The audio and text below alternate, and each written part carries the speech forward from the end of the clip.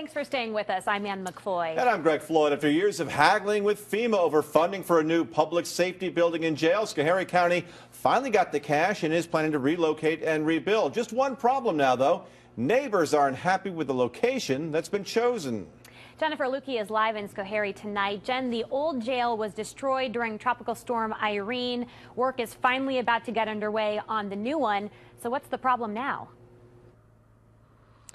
Well, and the county actually loves this property where I'm standing right here. They say it's got everything they need. It's 20+ acres. It's close to the courthouse, close to the highway, close to municipal sewer and water.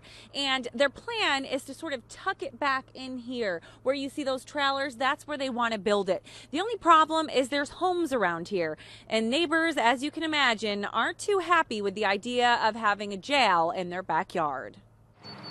Chris and her husband moved to Schoharie 8 years ago. It's ideal for us to have that place we can go home to and is peaceful and, you know, just our own little oasis. But soon there may be a jail right next door to this oasis. If there's generators, if there's floodlights, you know, if we're going to look over at a big barbed wire fence surrounding a perimeter, you know, all of that, it's just concerning.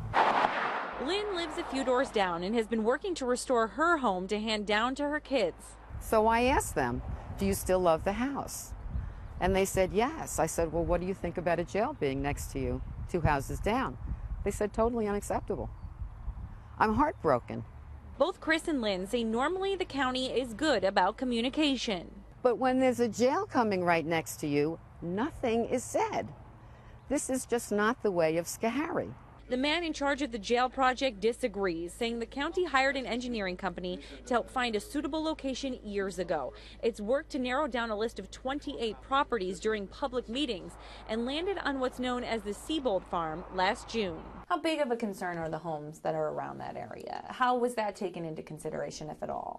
It was taken into consideration even during the search process. We will use landscaping, we will use architectural design to help, you know, disguise the, you know, so it doesn't, you know, we're not going to build a Sing Sing in the middle of that area. Still, Chris and Lynn think this backup location just off I-88 is worth reconsidering.